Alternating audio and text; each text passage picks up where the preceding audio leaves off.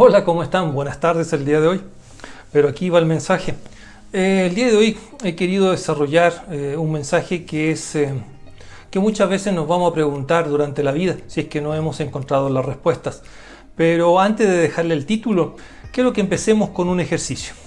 Quiero que cierren los ojos y se transporten o bien se imaginen que actualmente tienen 80, 90 o 100 años. ¿Lo están haciendo? Ok. Bueno, si es que nos transportamos a esa edad, podemos evidenciar que ya no somos lo mismo de antes. No tenemos la fuerza durante la juventud y tal vez nuestra situación es totalmente distinta. Podemos estar enfermos, incluso podemos estar solos, podemos estar viviendo solos o en un ancianato, o bien con la esposa, o bien somos viudos, divorciados. Toda la situación ha cambiado desde antes hasta la época que estamos nosotros pensando. Ha cambiado mucho. Y en esta condición de 80, 90 o 100 años, quiero hacerles unas preguntas y quiero que las respondan internamente, pero en este ejercicio.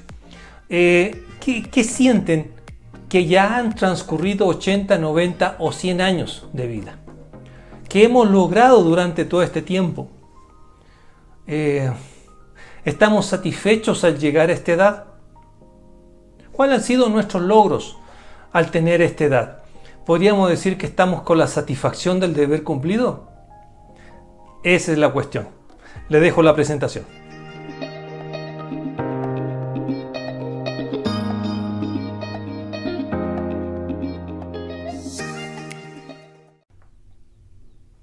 Bueno, como ya observaron en la presentación, el tema de hoy se llama ¿cuál es tu propósito en la tierra? ¿Cuál es tu propósito de vida? Pero empecemos con una oración. Dios bendito, Padre Celestial, Jehová de los ejércitos, Señor, nuevamente aquí estamos en tu nombre, analizando tu palabra, pensando tu palabra, Señor, y que se haga carne en nosotros. Este es un mensaje tuyo, utiliza este siervo, Padre Celestial, que es imperfecto, pero que el mensaje llegue claro. Sé tú obrando y hablando, Señor, a través mío, en el nombre poderoso de Jesús, Señor, amén y amén. Ok, ya empezamos con el ejercicio, ¿no? Ahora, empecemos con definiciones para ir aclarando el tema.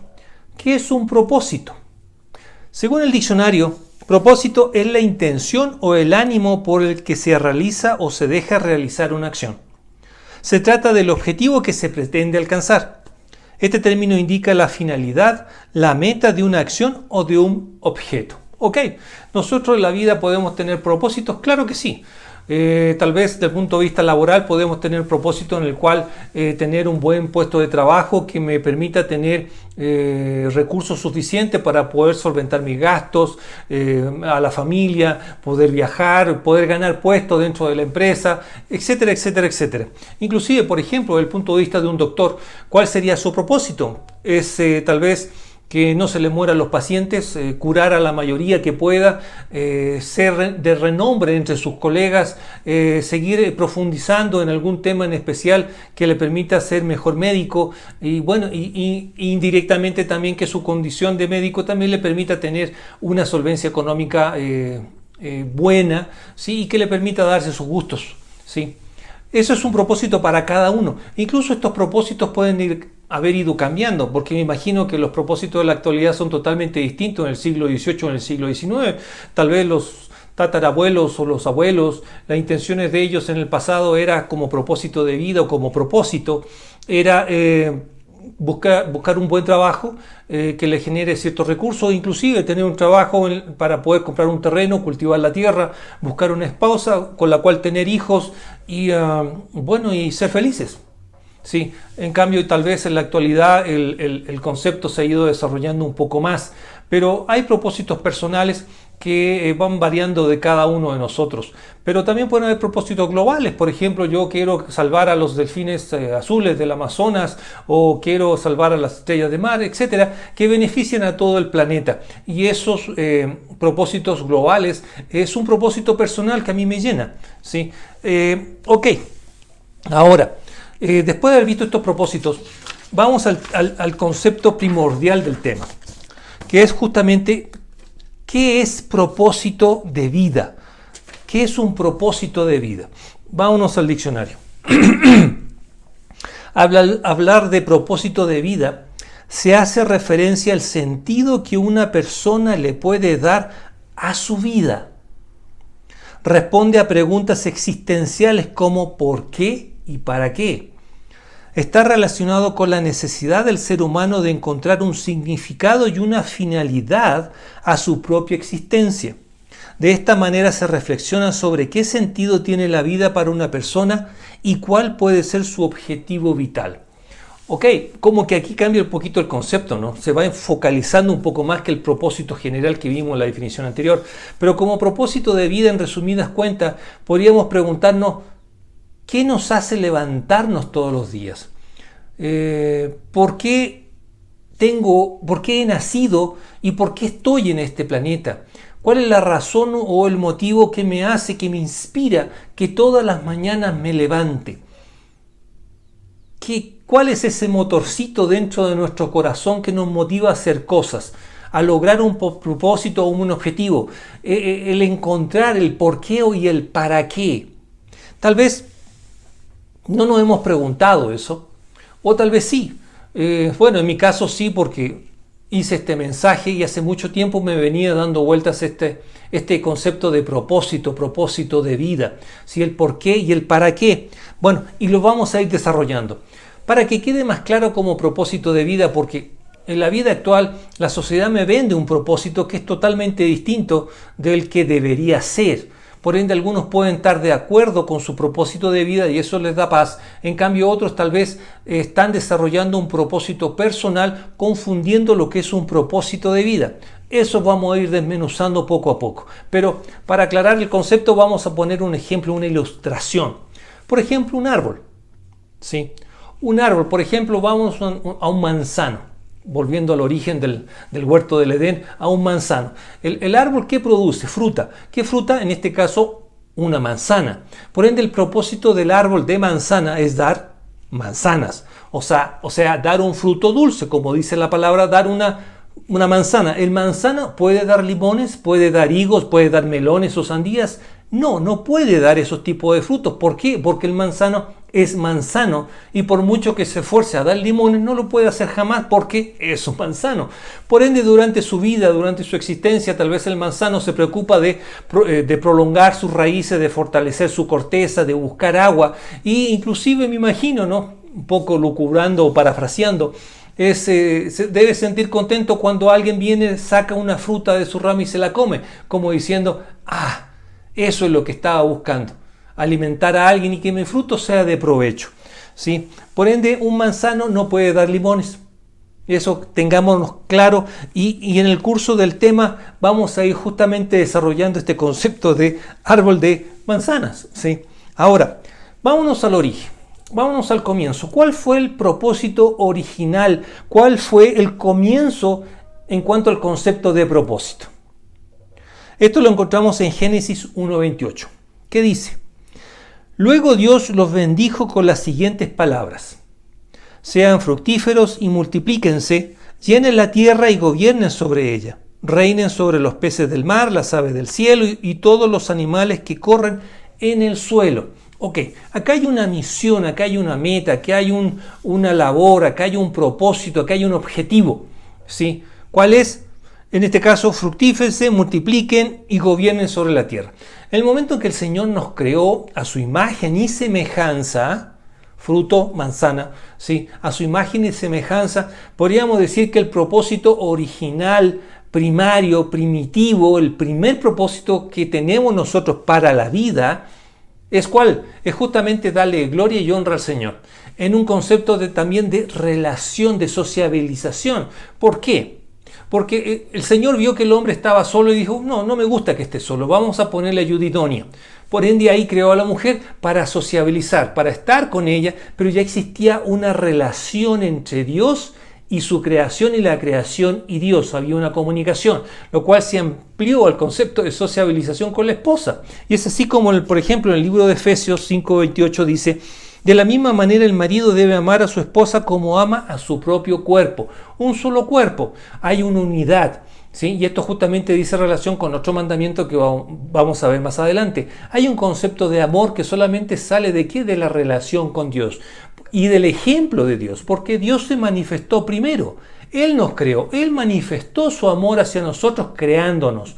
Por ende, Él fue el primero en dar su testimonio del concepto de amor y la relación que Él tiene con nosotros, que es única y exclusivamente de amor. Por ende, se da esa relación de amor y se repite esa relación de amor también hacia la mujer. A su vez también hay un concepto que también me pareció interesante en cuanto al trabajo, porque el Adán, por ejemplo, y Eva, si tenían hambre, ¿qué hacían? No tenían que ir al supermercado o tenían que trabajar, buscar dinero y comprar algo, no.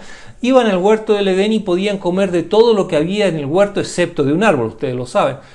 Y se alimentaban y nunca pasaban hambre. Por ende, hacían un gran esfuerzo por trabajar, entre comillas, no quiero que tergiversen eso, no estoy diciendo que sean vagos, pero tenían todo a su alrededor, todo el Señor les había proveído, todo lo tenían a su alrededor, solo tenían que estirar la mano o bien caminar y buscar lo que deseaban comer. Inclusive también uno de los propósitos, como les dije en el versículo, era de gobernar justamente la tierra, de ponerle nombre a todos los animales. Tenían una labor. Pero ¿qué sucedió con este propósito? Este propósito terminó, se rompió, se canceló con el pecado original. ¿Por qué? Porque a través del pecado, ¿qué sucedió con la relación con Dios? Se quebró, se terminó. Por ende, ese concepto de amor hacia Dios también se quebró, porque Dios ya no estaba con nosotros, porque nosotros vivimos en pecado. Por ende, nosotros nos separamos de Dios. ¿Y qué sucede entonces si nos separamos de Dios, de ese testimonio de amor, de esa presencia en nosotros de amor? Al momento de separarnos, ¿qué sucede con nuestra sociabilización o con nuestra pareja? Empiezan a producirse problemas en cuanto a nuestras relaciones. ¿Por qué? Porque ya no hay un concepto de amor, hay un pecado ahí en medio que nos está separando del amor de Dios. ¿Qué sucedió con el trabajo? Y esto me parece muy interesante. En cuanto al trabajo, sí, en Génesis 3, del 17 al 19, voy indicándoles fragmentos, no les leo todos los versículos. Dice, toda tu vida lucharás para poder vivir de ella. ¿Sí? Otro versículo dice, habrán espinos y cardos. Y también dice, con el sudor de tu frente obtendrás alimento. Habrá un esfuerzo, un sudor, habrá un trabajo que es fuerte, ¿sí? Para poder generar lo que sea necesario para comer. Antes no era necesario porque estamos en una relación directa con Dios. En cambio, después de esto, habrá espinos y cardos, con el sudor de tu frente trabajarás. Habrá serios problemas para poder conseguir el alimento. ¿Y qué sucede con el concepto de gobernar la tierra? También se terminó porque no teníamos ninguna facultad. ¿Por qué? Porque se quebró, porque nos separamos de Dios. Se canceló esa relación con Dios. Ahí se fregó todo. Ese propósito original, ahí se terminó. Ahora, ¿por qué nosotros tenemos ese propósito?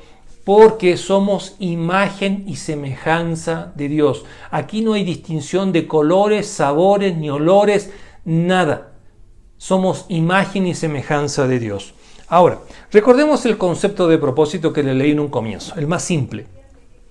Es la intención o el ánimo por el que se realiza o se deja de realizar una acción. Se realiza o se deja realizar una acción. Se trata del objetivo que se pretende alcanzar. El objetivo que se pretende alcanzar, o sea, es el ánimo, la intención, es el deseo, es la determinación, es la aspiración, es el empeño, es el proyecto, es el interés, es el plan para hacer o no hacer algo. O bien es el objetivo que yo pretendo alcanzar. Aquí es totalmente general y totalmente amplio. Por ende, dentro de mis propósitos personales, ¿qué yo deseo? Tener una excelente carrera, buscar un buen puesto, un buen título, tener recursos, casarme bien, viajar, tener una buena casa, tener auto, piscina, tener recursos en el banco, poder invertir, comprar buena ropa de marca, etcétera, etcétera, etcétera. No estoy diciendo que sea malo.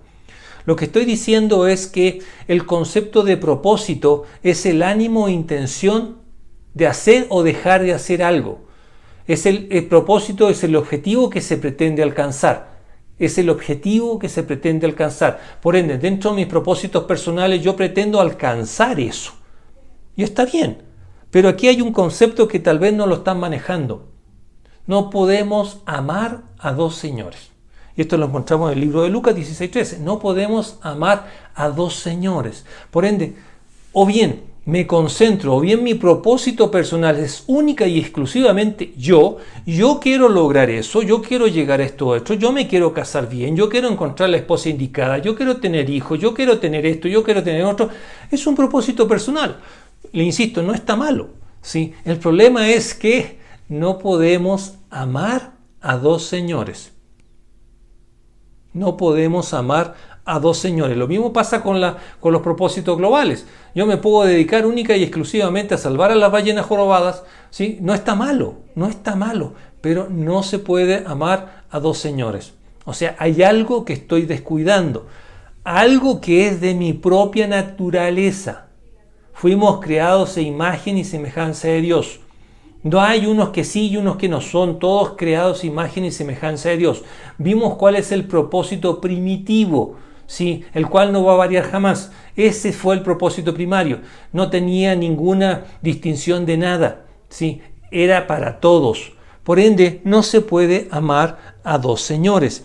Ahora, en Juan 15, 16 y 17 dice lo siguiente. Ustedes no me eligieron a mí, yo los elegí a ustedes. Les encargué que vayan y produzcan frutos duraderos. Así el Padre les dará todo lo que pidan en mi nombre. Este es mi mandato. Ámense unos a otros. Mire, esta partecita de Juan dice ámense unos a otros y estamos repitiendo justamente lo que era el propósito primario del ser humano. Ámense los unos a los otros. ¿Cómo yo voy a amar el uno al otro? Amándome a mí mismo. Si yo me amo a mí mismo, voy a amar a mi prójimo. ¿Y cómo sé o cómo amo a mi prójimo? Amando a Dios, viendo cómo Dios me amó primero, teniéndolo como ejemplo. No se puede amar a dos señores, solamente a uno. Ok, pero aquí dice un concepto importante, dice produzcan frutos duraderos. O sea, ¿qué me da a entender esto? Que hay frutos que son temporales y hay frutos que son duraderos. Pero en cuanto al tiempo, ¿qué? Claro, puede haber un producto que me puede durar 10 años, o bien, por ejemplo, la vida puede durar 80, 90 años, ¿es duradero? Ok. ¿Qué es fruto? Fruto, según un significado común y corriente, es el resultado final de cualquier actividad. Por ende, desde el punto de vista profesional, yo puedo tener logros profesionales y es el producto de mi actividad como profesional. Ya vimos como médico, ya sea desde el punto de vista de laboral, etcétera, etcétera. Pero aquí el concepto de fruto dice duradero. Duradero. Y aquí nos vamos de nuevo a la palabra, porque aquí nos toca formular una pregunta. ¿De qué fruto estamos hablando entonces? No entiendo, porque claro, mi profesión me puede dar mucho fruto y yo me siento feliz, pero aquí el versículo me está hablando de frutos duraderos, ¿sí? Y nosotros podemos tener una apreciación de frutos duraderos, pero esos no lo son. ya le indico el porqué. ¿Qué dice? Juan 15 del 1 al 8. Dice, yo soy la vid verdadera y mi Padre es el labrador. Él corta de mí toda rama que no produce fruto y poda las ramas que sí dan fruto para que den aún más. Ustedes ya han sido podados y purificados por el mensaje que les di. Permanezcan en mí y yo permaneceré en ustedes, pues una rama no puede producir frutos si la cortan de la vid.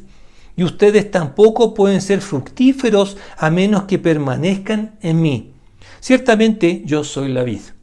Ustedes son las ramas. Los que permanecen en mí y yo en ellos producirán mucho fruto porque, separados de mí, no pueden hacer nada. El que no permanece en mí es desechado como rama inútil y seca. Todas esas ramas se juntan en un montón para quemarlas en el fuego. Si ustedes permanecen en mí y mis palabras permanecen en ustedes, pueden pedir lo que quieran y les será concedido. Cuando producen mucho fruto, demuestran que son mis verdaderos discípulos. Eso le da mucha gloria a mi Padre. Aquí hay dos puntos primordiales que quiero aclarar. Estamos definiendo ya qué tipo de fruto, ya sea de la actividad profesional o qué tipo de fruto. El Señor nos da una pista, duradero. Por ende, para que produzcamos fruto duradero, no nos está refiriendo al de nuestra profesión o lo que nosotros hagamos con nuestras propias manos. No, se refiere a un fruto que solo puede darse cuando estemos justamente a la vid, pegados a la vid. ¿A quién? A Jesucristo. En la medida que estemos pegados y permanezcamos con Él, en Él, podemos dar fruto. ¿Sí? Por ende, ese fruto es el fruto duradero. Por ende, el temporal, ¿cuál va a ser? Porque el duradero, ¿cuánto dura? Por la eternidad, porque me va a dar vida eterna. Por ende, el que yo consiga a través de mi profesión no es duradero. Tal vez en la tierra pueda considerarse que dure 10 años, 20 años, pero eso no es un concepto duradero que está manejando Dios. Es un concepto de temporal. Por ende, este concepto de fruto pegados a la vid, pegados a Jesucristo, es el fruto duradero que el Señor nos dice que, repito el versículo, les encargué y que vayan y produzcan frutos duraderos. Produzcan, les envío, vayan, pero estando conmigo juntos van a poder dar ese fruto. ¿Sí? Ahora, en el último versículo, en el 8, ¿qué dice? Dice la parte final, eso le da mucha gloria a mi Padre. Miren qué interesante, de nuevo vamos a los principios primarios, esenciales, primeros, propósitos primeros para el ser humano en la creación, en el libro de Génesis. Es darle la gloria a Dios. Y ese es un propósito primordial, propósito de vida, que debemos hacer nosotros siempre. Y el versículo lo dice. Ahora, y en cuanto al trabajo, acuérdense lo que dijimos en cuanto al trabajo. Al principio no había problema. ¿Podíamos trabajar? Claro, sí, pero no era podríamos decir, con el sudor de nuestra frente, como dice el versículo, hay espinos y cardos. No, tomamos una fruta y nos comemos, nos estamos alimentando. Sí, pero a través del pecado se rompió esa relación y cambió totalmente. Pero en cambio aquí el versículo, ¿qué me está diciendo? Dice, si ustedes permanecen en mí y mis palabras permanecen en ustedes, ustedes pueden pedir lo que quieran y les será concedido. Pueden pedir lo que quieran y les será concedido. Siempre y cuando que permanezcamos con la vid, permanezcamos juntos, unidos con Jesús, porque a través de Jesucristo, ¿qué sucedió? Se restableció esa relación con Dios.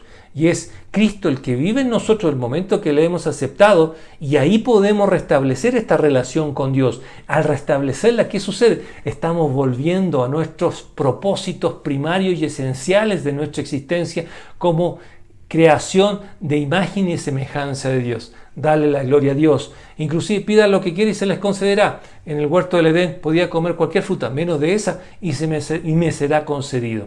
Busca el reino de Dios y su justicia, y todas las demás cosas vendrán por añadidura. No dice cuáles, pueden ser todas, pero yo debo estar atado junto y debo permanecer justamente ¿con quién? Con Jesús, para que esto se dé. Ahora, me puede decir, pero esto es difícil que me estés diciendo, no lo creo. Bueno, hay personajes en la Biblia que experimentaron esto. David, por ejemplo. ¿Cuál fue la intención de David? Según Salmos 17:15, según la nueva versión, nueva traducción viviente, ¿qué dice? Dice, porque soy recto, te veré. Cuando despierte, te veré cara a cara y quedaré satisfecho. Según la traducción al lenguaje actual dice, yo por mi parte he de quedar satisfecho cuando me declares inocente, despertar y verme en tu presencia será mi mayor alegría. O sea, el propósito de David, ¿cuál era? Era hacia el futuro. Claro que el futuro se hace en base al presente, pero que sea declarado inocente y recto es para él su anhelo máximo. ¿Por qué? Porque su propósito final, su propósito de vida de David, ¿cuál era? El estar cara a cara con Dios. Ahí se va a sentir satisfecho. Por ende, su vida completa, ¿cierto? Se equivocó, sí, pero ¿se arrepintió? Claro que se arrepintió, pero continuó en un proceso en búsqueda de Dios. Por ende, su propósito de vida siempre fue eso, a pesar que fue un rey. A pesar de que como rey, él le tocaba administrar el reino, él tenía una serie de funciones, ¿sí? Como propósitos personales, claro, gobernar una nación, pero su propósito primordial, vital y el más importante de su existencia es estar cara a cara con Dios. ¿Qué pasó con su hijo Salomón? Bueno, acordémonos que Salomón gobernó durante 40 años, reinó durante 40 años. Durante su reinado se construyó el primer templo de Jerusalén. Salomón escribió los libros de Eclesiastés, de Cantares y de Proverbios. ¿Y qué dijo Salomón? Y aquí les voy a leer el versículo que ustedes deben de saberlo. Dice, 1 de Reyes 3, 5 al 14 dice, esa noche el Señor se le apareció a Salomón en un sueño y Dios le dijo, ¿qué es lo que quieres? Pídeme y yo te lo daré. Salomón contestó, tú mostraste gran y fiel amor hacia tu siervo David, mi padre, un hombre transparente y leal, quien te fue fiel. Hoy sigues mostrándole este gran y fiel amor al darle un hijo que se siente en su trono. Ahora, oh Señor mi Dios, tú has hecho rey en lugar de mi padre David, pero soy como un niño pequeño que no sabe por dónde ir. Sin embargo, aquí estoy en medio de tu pueblo escogido, una nación tan grande y numerosa que no se puede contar. Dame un corazón comprensivo para que pueda gobernar bien a tu pueblo y sepa la diferencia entre el bien y el mal. Pues, ¿quién puede gobernar por su propia cuenta a este gran pueblo tuyo? Al Señor le agradó que Salomón pidiera sabiduría.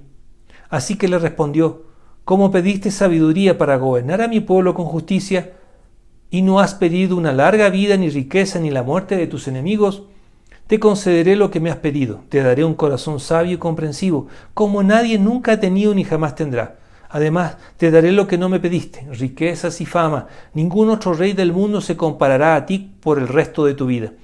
Y si tú me sigues y obedeces mis decretos y mis mandatos como lo hizo tu padre David, también te daré una larga vida. Imagínense Salomón, hijo de David. Vivía en un castillo. Ropa, me imagino, de seda. Lo último, ¿no?, que puede haber existido en la época. Guardia personal, comida, lo que quieran, de comida exótica, educación de última, sí. Y en esas circunstancias, aquí, bueno, ¿qué se me puede ocurrir? Bueno, quisiera tener más riqueza, más poder, sí, más control, etcétera, etcétera, etcétera. Pero Salomón no pidió eso, siendo que vivió una vida así. Él pidió por sabiduría. Él pidió poder comprender al pueblo de Dios. Pidió poder diferenciar del bien del mal. Es que a él no le importaba la riqueza porque ya la tenía. Sí, y si ya la tengo, el que tiene más riqueza, ¿qué busca? Tener más riqueza o tratar de mantener la que ya tiene. Pero Salomón realmente no le interesaba la riqueza. No le importaba, y el mismo Dios le dice: a ti no te interesa, porque para ti lo importante es la sabiduría. Y el Señor le concede sabiduría, pero también lo demás que vino por añadidura. Pero ¿a qué conclusión llega Salomón? Después de todo esto, en Eclesiastés 12:13, ¿qué es lo que dice? Aquí culmina el relato. Mi conclusión final es la siguiente: teme a Dios y obedece sus mandatos, porque ese es el deber que tenemos todos. Esto según una traducción viviente. Según la Reina Valera del 60, dice: el fin de todo el discurso oído es este: teme a Dios y guarda sus mandamientos, porque esto es el todo del hombre. Todo, sí, todo, es lo principal, lo más importante. ¿Y quién se lo dice? Una persona que vivió en riqueza, una persona que vivió en, por decirlo de alguna forma, en cuna de oro, que nada le faltó, que todo sobreabundó, que le alabaron, que le etcétera, etcétera, etcétera. Él lo único que quiso fue sabiduría. ¿Y a qué conclusión llegó? Que hay que obedecer los mandatos y los mandamientos de Dios, que es lo único que nos toca. Por ende, ese es el propósito. ¿El propósito de quién? De una persona que tenía mucho dinero. Pero vamos por el caso de Pablo, por ejemplo. Pablo también no es que tenía una vida muy pobre. Él también era ciudadano romano, era fariseo, también tenía recursos porque fue educado por Gamaliel, podríamos decir, uno de los mejores profesores que pudo haber tenido de la época. Tenía cargos importantes. ¿Y a qué conclusión llegó Pablo? No tenía la misma cuna que Salomón, pero tenía una vida acomodada. No es que no le había faltado nada tampoco, tenía influencias, etc. Pero ¿qué dijo Pablo? Filipenses 3:8 al 10. Y ciertamente aún estimo todas las cosas como pérdida por la excelencia del conocimiento de Cristo Jesús, mi Señor, por amor del cual lo he perdido todo y lo tengo por basura para ganar a Cristo y ser hallado en Él, no teniendo mi propia justicia, que es por la ley, sino la que es por la fe de Cristo, la justicia que es de Dios por la fe, a fin de conocerle y el poder de su resurrección y la participación de sus padecimientos, llegando a ser semejante a Él en su muerte. ¿Qué le importa? O sea, a Pablo consideraba todo lo que haya tenido, todo lo que haya hecho anteriormente era basura, no servía de nada comparado con lo que era conocer la excelencia del conocimiento de Cristo. Ese era el propósito de Pablo, podríamos decir que descubrió. ¿sí? Descubrió, dijo, no, la excelencia del conocimiento de Jesucristo es todo, lo demás no sirve de nada. Eso lo dijo Pablo. A su vez, para ir más claramente, ¿cuál fue el propósito de Jesús? ¿Cuál fue el propósito de Jesús? Sí, en Juan 18:37, en una conversación con Pilato, dice, Pilato le dijo, ¿entonces eres un rey? Tú dices que soy un rey, contestó Jesús. En realidad yo nací y vine al mundo para dar testimonio de la verdad. Todos los que aman la verdad reconocen que lo que digo es cierto. Yo soy el camino, la verdad y la vida. Nadie va al Padre sino que a través mío. Ahora, acá hay un ejercicio interesante, ¿no? Porque Poncio Pilato le dijo, ¿entonces eres un rey? Sí, podríamos decir que el concepto de rey es desde el punto de vista de un propósito personal. Porque tenía atribuciones de un rey, la gente le buscaba, la alababa, iba de boca en boca, etc. Pero para Pilato ese era un concepto de rey. Pero ese no era el propósito de Jesús. El propósito que realmente es importante. El propósito era justamente, yo nací y vine al mundo para dar testimonio única y exclusivamente de la verdad. Solamente de la verdad. Y es así que también como en Getsemaní, antes de su crucifixión, él señala en Mateo 26:39, si es posible pasar esta copa de mí, que así sea, pero que no sea de acuerdo a mi voluntad, sino que de acuerdo a la tuya. Porque él ya sabía cuál era su propósito de vida. Él no vino a tener un reinado aquí en el mundo. Él no venía a tener una mansión o un castillo aquí en este mundo. No, su propósito final, único para él, era justamente, como dice el versículo, dar testimonio de la verdad. Ser el camino, la verdad y la vida. ¿Tenía propósitos personales? Bueno, puede haberlos tenido, pero dentro de la gran final meta que tenía Jesucristo, no vale la pena ni siquiera que se haya mencionado, porque no era necesario, su misión exclusiva era esa. Diferente a la nuestra, porque muchas veces nuestros propósitos personales son los que se desarrollan en esta vida que es prestada. Y más tarde o más temprano nos damos cuenta realmente de cuál es nuestro propósito. Pero a su vez también en Mateo 28:19 que dice, por lo tanto vayan y hagan discípulos de todas las naciones, bautizándolos en el nombre del Padre, del Hijo y del Espíritu Santo. ¿Esto qué fruto produce? ¿Temporal o duradero? Vida eterna. Si es que la aceptan al Señor, tiene vida eterna, es fruto duradero. Por ende, ¿cómo lo hacen? Justamente pegados, permaneciendo en la vid, con Jesús. Y eso es lo que le agrada a Dios. Por ende, ese es un propósito que debemos tener. Claro que sí. ¿Por qué? Porque somos hijos de Dios, no somos cualquier cosa. En la actualidad nos pueden inventar cualquier concepto que podemos descender del mono. No, tal vez sí los que descienden del mono tienen propósitos personales que son vitales o importantísimos como propósitos de vida.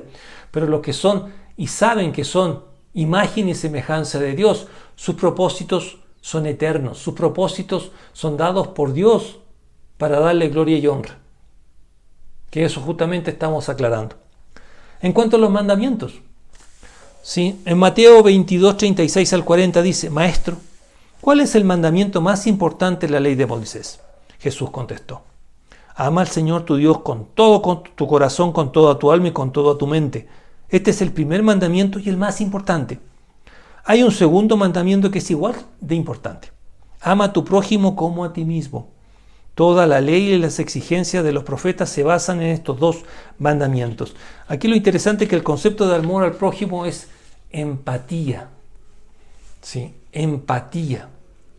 No importa la condición, el color, el sabor, etc. Es empatía. Y aquí, al momento de tener empatía, ¿qué sucede? Estamos cumpliendo nuestros propósitos primarios, esenciales, únicos de existencia. Darle gloria y honra al Señor, porque si el Señor nos ama, ¿cómo nosotros no podemos amar a nuestro prójimo? Eso quiere decir que nosotros no nos amamos.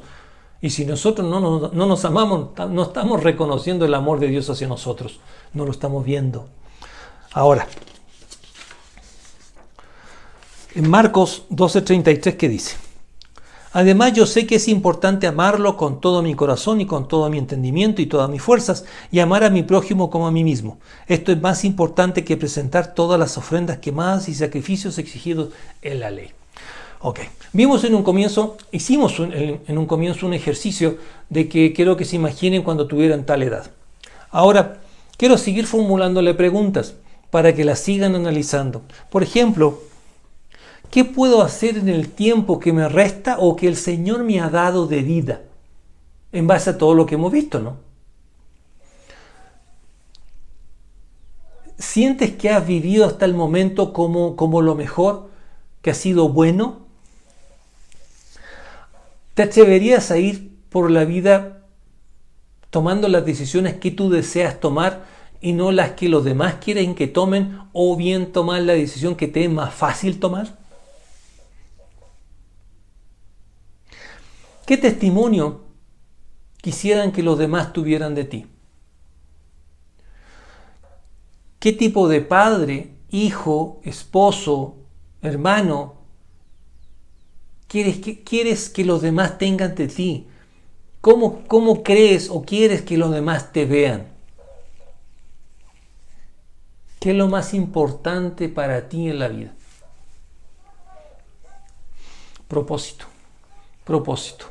Como vivo en un comienzo en el ejercicio, 80, 90 años, ya es una etapa en la cual estamos de bajada, ¿no? en las bendiciones del Señor. Esto no quiere decir que sigan viniendo las bendiciones, ¿no? Pero desde el punto de vista humano ya es un periodo de tiempo bastante largo, que no sabemos en qué momento se pueda terminar. Distinto es que si tuviéramos 20 años, ¿no? Sin que ocurra alguna enfermedad grave, un accidente, ¿no? Pero lamentablemente muchas veces nos entramos en cuestionamientos o nos preguntamos el por qué y el para qué estamos en etapas en las cuales ya no tenemos tiempo. Y esto lo vimos justamente en el mensaje bíblico sobre qué le pasó a Lázaro, de que mucha gente, y esto estadísticamente, que está en cuidados paliativos ya con enfermedades terminales, se formula preguntas en ese estado en el cual solo le queda de vida meses, siendo optimista. Y esos cuestionamientos que se formula en ese periodo de meses de vida es, por ejemplo, encontrar el sentido de la existencia y el devenir, el de proyectar su vida más allá del final de su vida, y el de estar en paz con Dios, con la naturaleza y con su conciencia, entre otros. Pero, no sé, eso ya es decisión de ustedes, ¿no? Llegar a esa edad y empezar a cuestionarse de que tal vez mis propósitos personales no me están llenando. El de llegar a los 90 años y decir, tengo un vacío en mi corazón que no sé cómo llenarlo, porque he hecho de todo en la vida, he logrado todo, pero hay un vacío en mi corazón. ¿Por qué? Porque tal vez no he logrado mi verdadero propósito, que ya lo vimos en un comienzo. Son cuestionamientos que tal vez van a llegar tarde y no vamos a tener tiempo de poder resolverlos, o nos vamos resignados con lo que pudimos lograr.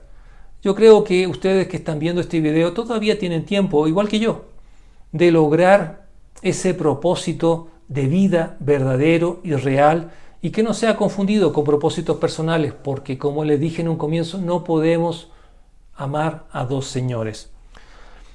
Carl Jung es un famoso médico, psiquiatra, psicólogo, psiquiatra, ensayista, tenía todos los títulos, suizo, ¿sí? ¿Qué decía? Tu visión se hará clara solo cuando mires dentro de tu corazón. Quien mira afuera, sueña. Quien mira adentro, despierta. ¿Sí? A su vez también Friedrich Nietzsche, que también era cuestionable, ¿no? Un filósofo, poeta y músico alemán, pero dijo esta frase: al perder tu propósito, has perdido el camino. Qué lindo, ¿no? ¿Por qué lo digo? Porque Jesucristo es el camino, la verdad y la vida. Cuando pierdo mi propósito, ¿cuál es? Dar gloria a Dios, relacionarme con Dios, etcétera, etcétera. Sí, cuando lo pierdo, eso termina. Pero cuando pierdo mi propósito, pierdo todo eso. ¿Por qué? Porque estoy en pecado. Estoy separado de Dios. Pero cuando lo recupero, veo cuál es mi propósito verdadero, recupero el camino, quién es Jesucristo. Pero bueno, ya como conclusión, para ir terminando, La sociedad te va a animar o bien tiene un borrador ya preestablecido del camino que debes seguir en esta vida. Y yo creo que muchos le deben haber dicho, no, estudia una carrera que realmente te dé, que tenga un campo laboral importante, que sea de renombre para que la gente te reconozca tal vez. Bueno, cásate con quien te haga feliz, pero si ya no te hace feliz, ya déjala y búscate otra. O bien, ¿para qué te vas a casar? No es necesario. Busca un buen trabajo que te dé riqueza, te dé lujo, que no necesites nada y si necesitas algo lo puedas comprar. Bueno, etcétera, etcétera, etcétera. Ustedes ya conocen esa historia. Eso nos vende la sociedad. Pero muchas veces al buscar eso, como les dije, perdemos nuestro propósito verdadero y original, que es justamente estar con Dios. Hacer la voluntad de Dios, como lo dijo Salomón, como buscó David, cómo se dio cuenta Pablo. Ni hablar de Jesús, que es nuestro ejemplo. Ahora, ¿por qué? ¿Cuál es el origen de este mensaje? Y esto es un testimonio personal. Hace muchos años, cuando formaba parte de un ministerio que se llama ya se me olvidó hasta el nombre, pero bueno, formaba parte de un ministerio en el cual recibíamos a las personas que recién le habían aceptado al Señor y les llevábamos a un cuartito en el cual conversábamos con ellas, le tomábamos sus datos para hacerle seguimiento, ubicarlas en algún manantial, alguna célula, y bueno, y orábamos con ellas. En una ocasión llegó una señora, la cual fue recomendada por otra, que tenía problemas, decía, no me acuerdo bien cuáles eran, pero estaba ahí en la sala. Y llegó un momento en el cual esta señora, o señorita, ya no me acuerdo, empezó a hablar en lenguas. Yo no hablo lenguas y tampoco tengo interpretación de lenguas, pero sí está el Espíritu Santo en mí, de eso no tengo duda. Pero empezó a hablar en lenguas, no sabíamos lo que estaba diciendo, pero coincidentemente había un hermano que sí tenía el don de interpretación de lenguas y empezó a interpretar o bien a traducir todo lo que estaba diciendo la señora. Y en resumidas cuentas, lo que estaba diciendo esa señora, o sea, Dios a través de esa señora, en resumidas cuentas era un llamado, era una exhortación de que convirtamos, de que lleguemos a la mayor cantidad de gente posible para que se conviertan y le reciban al Señor. Que no nos preocupemos del cómo, el cuándo y el dónde, que no nos preocupemos si no tenemos los medios. En resumidas cuentas nos estaba diciendo, eso no es importante, solo evangelicen, solo hablen de la palabra, solo busquen gente que no le ha recibido al Señor. Eso era lo importante y ese fue el llamado. Fue durante una media hora, como les digo, ese fue el resumen. Y eso me quedó dando vueltas durante mucho tiempo y también originó un poquito también este mensaje. Ese llamado por parte de Dios a través de esa señora a nosotros que estamos ahí. ¿Quiénes somos nosotros para que nos diga eso?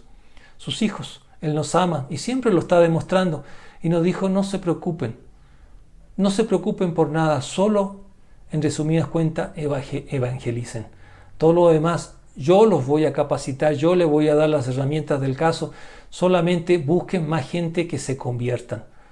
Ese fue el llamado y eso fue justamente lo que originó un poquito este tema, como les había dicho.